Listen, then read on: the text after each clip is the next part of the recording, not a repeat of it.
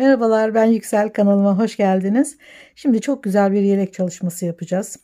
Spor görünümlü, günlük kullanım için hem şık hem kullanışlı, kapüşonlu ve cepli olacak yelek. Eee, Kalın ipler kullanırsanız bu modelde güzel duruyor. Bu bilinen bir markanın ihraç fazlası iplerinden yünlü bir ip ve eee 10 numara 6 milim tığ kullanıyorum. Şimdi zincir çekerek bir tane ön parçaya başlayalım.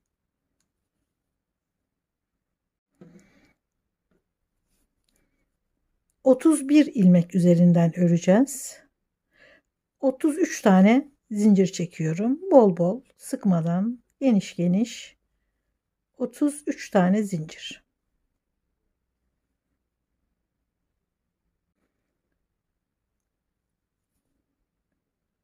1, 2, 3 tane zinciri atlıyorum. Dördüncü zincire ikili trabzan. Ve sıranın sonuna kadar 31 adet trabzan örüyoruz. Sıkmayalım örgüyü de, gayet gevşek. Çok sıkıysa eliniz yarım milim daha geniş tığ kullanabilirsiniz. Yani 6,5 milim, 7 milim kullanabilirsiniz. Çok sıkı bir örgü olmasın.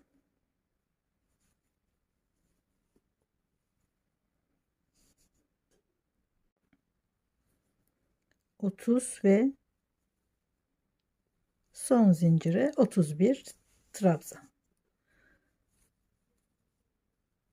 3 zincir, ikinci sıraya geçelim. Bu bir trabzan, yanındaki trabzanın üzerine ikinci, 3 trabzan ördükten sonra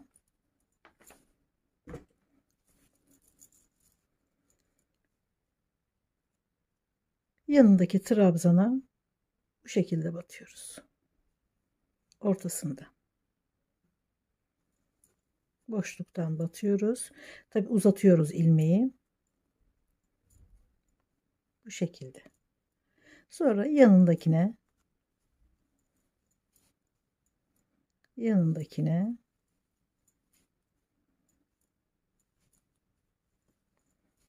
5 tane trabzan örüyoruz.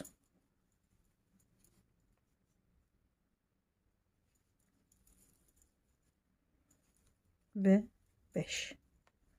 Sonra gene yanındaki trabzana, yani ortadan, şöyle boşluktan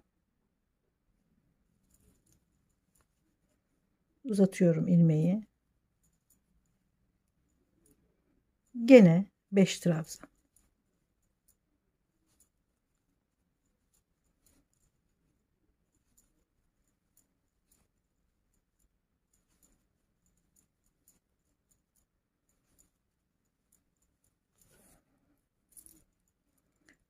Örgü çok yumuşak olması gerekiyor. Sıkı bir doku örmeyin, güzel olmuyor örgüde. İpliği kendi haline bırakarak sıkmadan daha güzel oluyor. 2, 4, 5 trabzan, sonra gene yanındaki trabzana gene ortadan batıyoruz. Şöyle.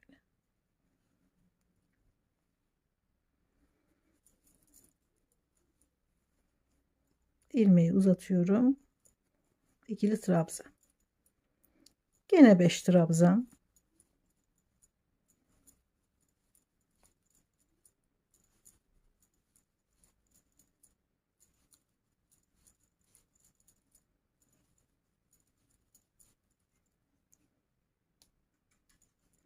Yanındaki trabzana gene ortadan batıyorum. Uzatıyorum ilmeği ve ikili trabzan.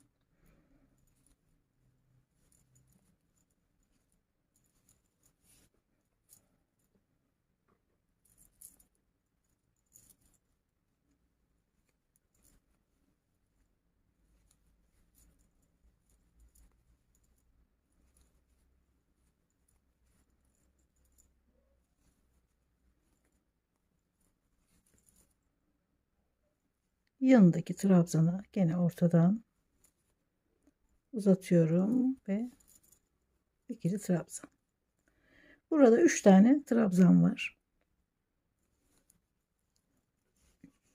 Başlarken 3 trabzanla başlamıştık. 3 trabzanla bitiriyoruz. Şuradaki zincirle çıktığımız trabzanı unutmayalım.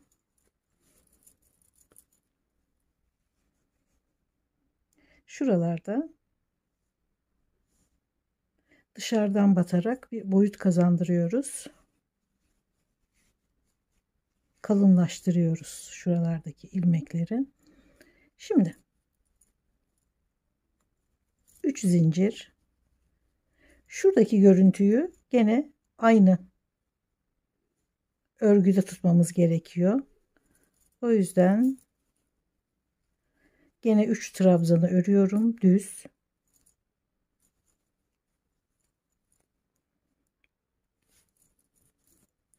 Şimdi şuradaki boyutlu trabzanı öreceğim.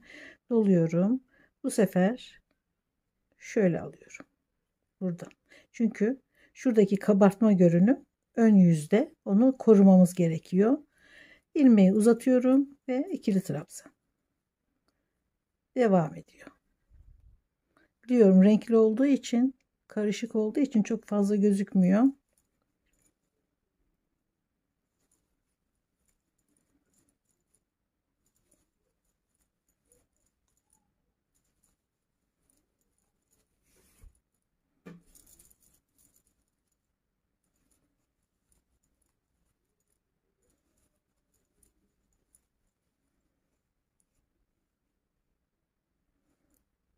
Şurada şöyle alıyorum. Uzatıyorum ve örüyorum.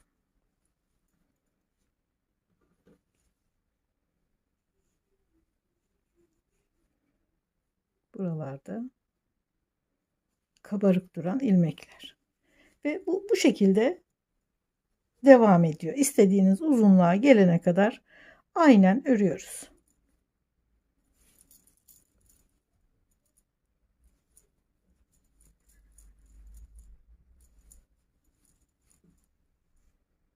İp çok koyu renkti. O yüzden açık renkle devam etmek istedim. Çok görünürlüğü iyi olmadı çünkü.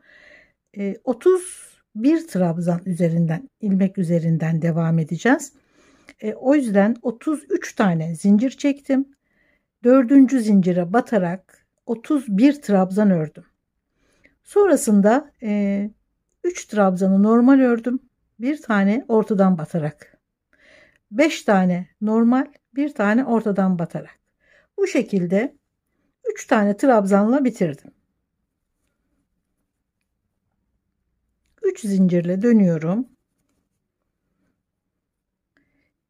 Şu ilk trabzan, ikinciye hemen batıyorum. Baştaki sabit 3 trabzanı örüyorum. Sonra şuradaki görüntüyü devam ettirmek için gene uzun trabzanın içine batıyorum. İlmeği uzatıyorum. Bu şekilde devam edecek uzun trabzanlar. 5 tane trabzan,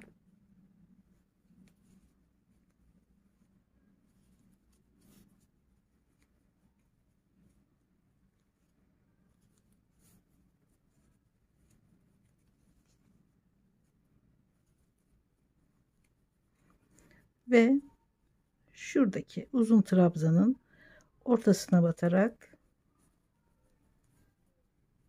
sonra gene 5 tane normal, bu şekilde devam ediyorum.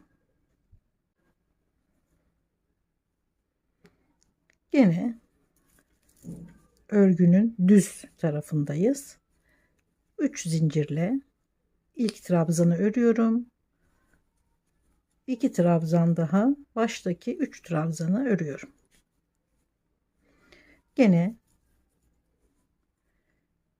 şu ortadan batarak uzun trabzanları devam ettiriyoruz.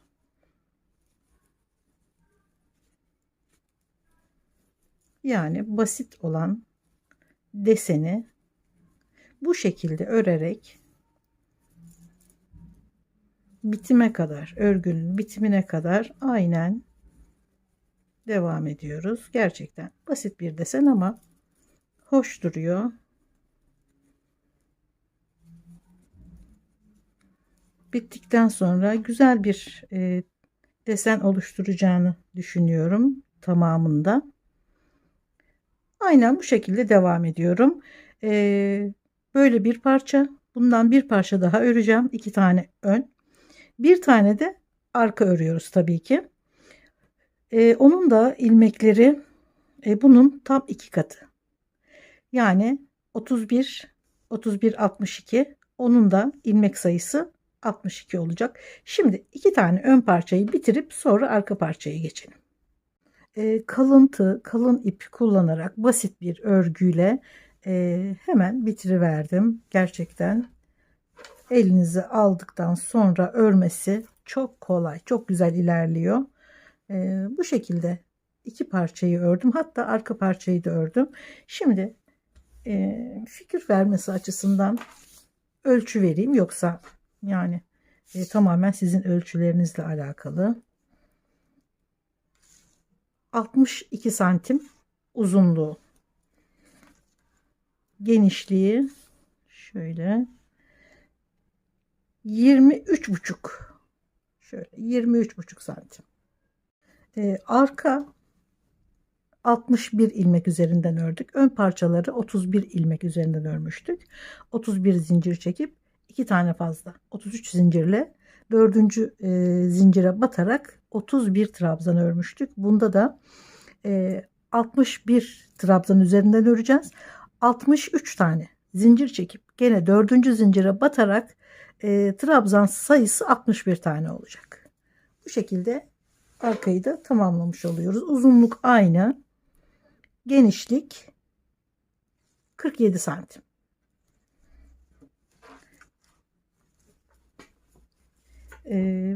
Cep de ördüm. Bir tanesinin, diğerini şimdi birlikte öreceğiz. Ama gene bu koyu renk olduğu için bir açık renkte göstersem daha iyi olacak. Şöyle kafes olarak ördüm. Değişik dursun diye. Şöyle gösterebilirim nasıl durduğunu.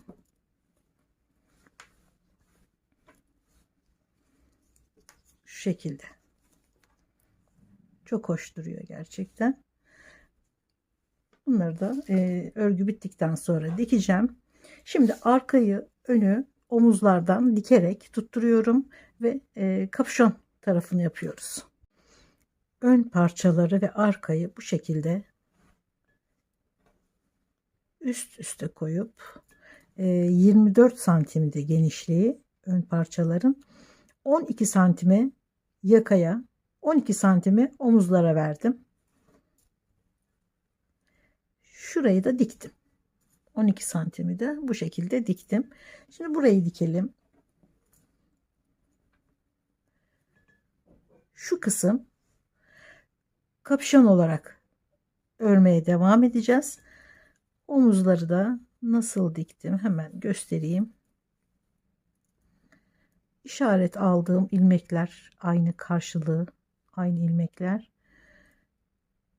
Şöyle ilmeğin, şu bütün olarak görünen ilmeğin dış kanadını ve karşı ilmeğin de dış kanadını alıyorum. Şunu içeride bırakıyoruz. Bir kere daha üzerinden geçiyorum.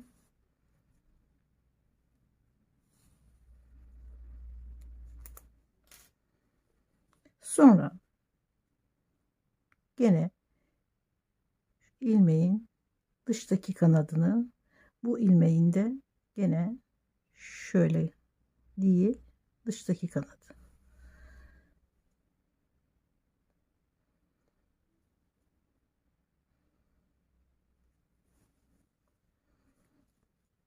Çok çekmeden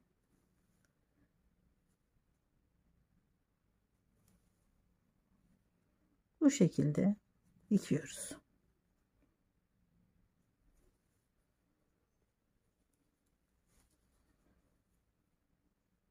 Evet, dikişi de tamamladım, omuzları. Yan dikişleri hala yapmadım. Bunu kapüşon bittikten sonra dikeceğim. Şimdi 12 santim bu taraf, 12 santim bu taraf, 24. 24 de arka kısımda var kapüşon için, 48 santim. Kapüşona da zaten ortalama 50 santim yetiyor. Bu da çok büyük bir beden olmadığı için 48 santim yeterli. Şimdi hemen ipi bağlayıp kapüşona devam edelim. Şimdi şuradan başlayalım.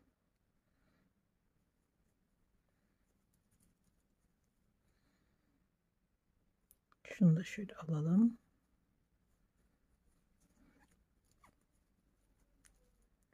Üç zincir ve trabzan.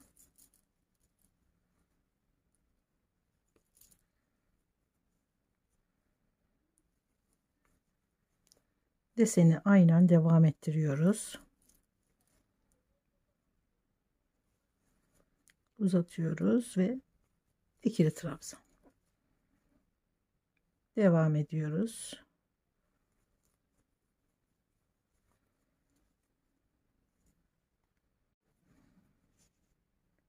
Beş trabzan. Şimdi şuradaki uzun trabzana uzatıyorum ve ikili trabzan.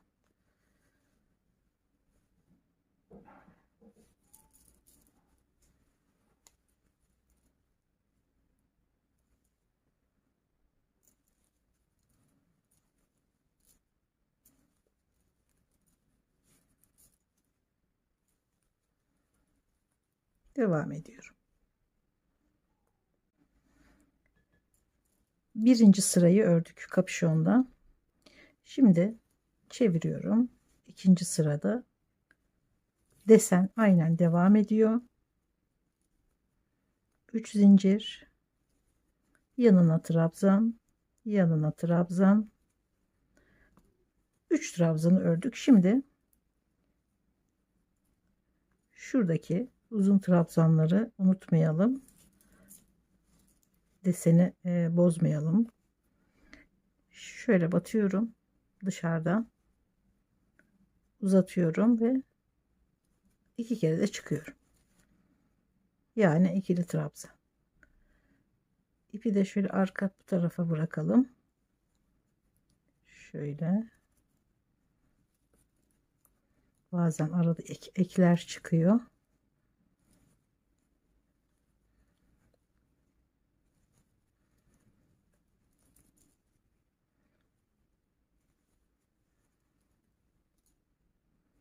Beş trabzan. Şimdi uzun trabzana şöyle ortadan batıyorum, uzatıyorum ve ikili trabzan. Aynen örgüyü nasıl başladıysak o şekilde kapüşonu da örüyoruz. Desen devam ediyor. Kapüşon bitene kadar.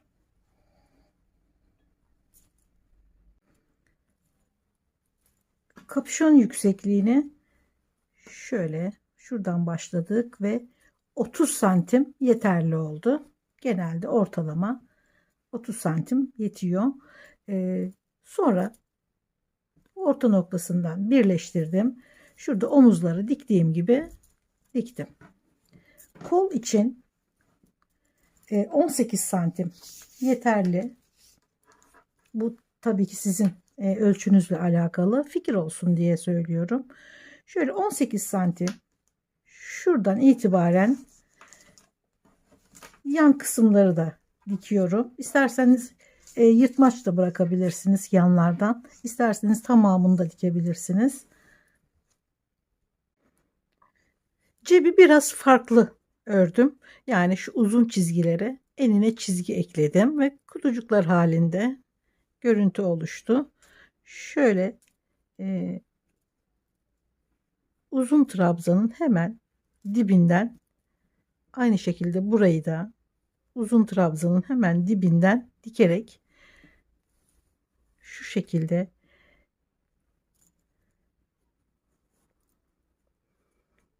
tam dibinden ilmek alıyoruz. Şuradan da en fazla 2 tane ip alıyoruz. Gene dibine ve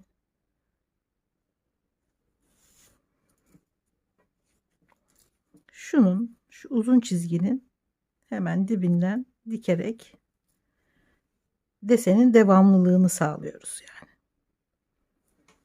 Şimdi cebi nasıl ördüm onu göstereyim.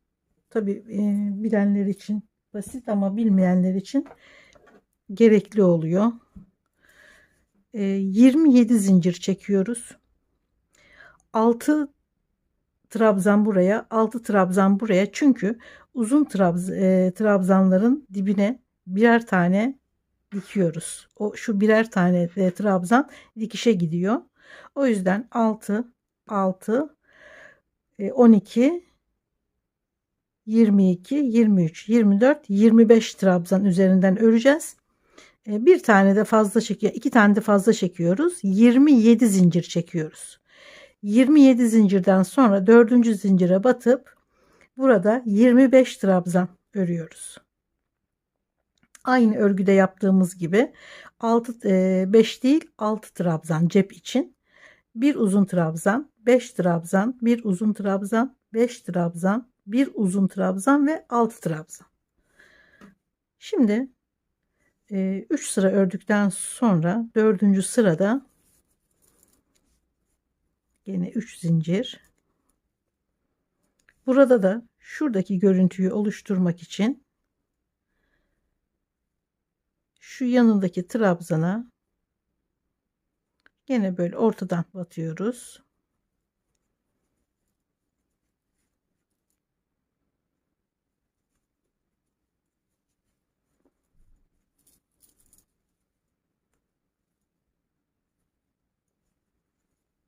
Bu sırayı böyle örüyoruz.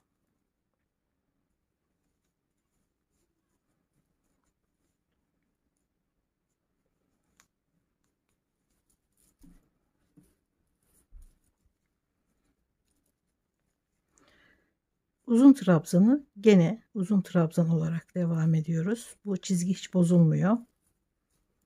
Gene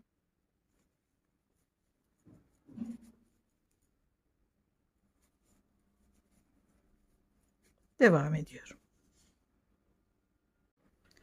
1 2 3 sıradan sonra şuradaki çizgiyi oluşturduk. Sonra 1 2 3 sıra daha ördüm. Şimdi gene bu sefer bu taraftan oluşturacağız çizgiyi.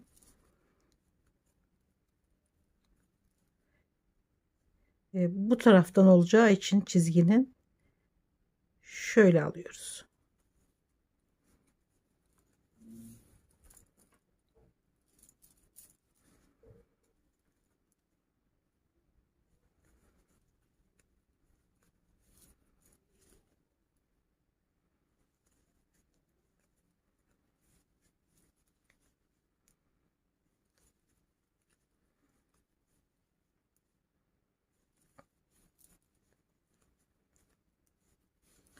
Şimdi uzun trabzanı gene aynı şekilde devam ettiriyoruz. Uzun trabzanlar hiç bozulmadan örgünün başlangıcından bitimine kadar bu şekilde devam ediyor. Gene aynen devam ediyorum.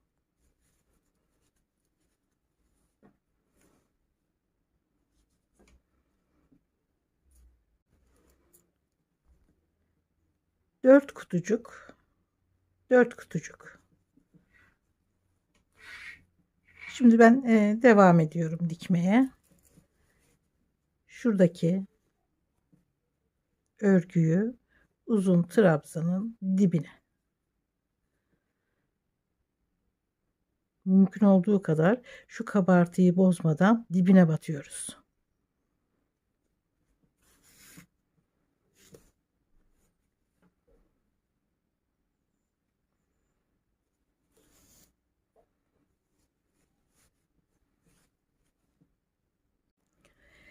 Örgü zaten kalınca bir dokusu olduğu için şu kenarlara hiçbir şekilde bir sık iğne ya da başka bir örgü gerektirmedi. Bu haliyle çok daha güzel duruyor çünkü.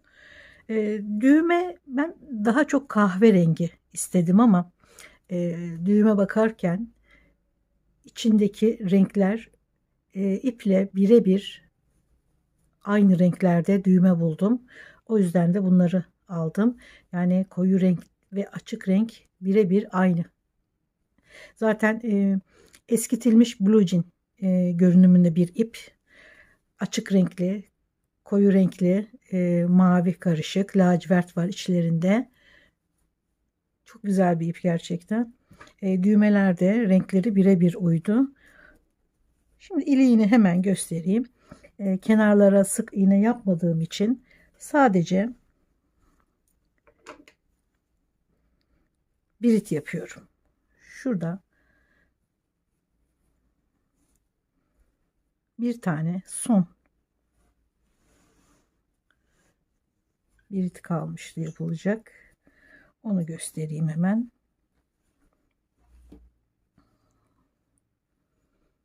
Tam karşılığına şöyle 2, 4, 6, 8 şurası. Şöyle 8 sıra var aralarında. Hemen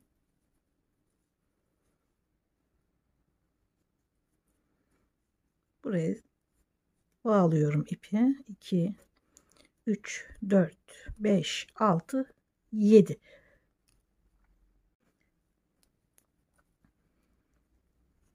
Şöyle düğmenin içinden çok gevşek çıkmaması lazım. Yani biraz şöyle bakın. Bol durmayacak. Çok da sıkmayacak. Bu şekilde. Şurada bir sıra atlayıp yani şu sıranın başına bağladım. Aynı sıranın sonuna bağlıyorum. Sıkılaştırıyorum ve kesiyorum.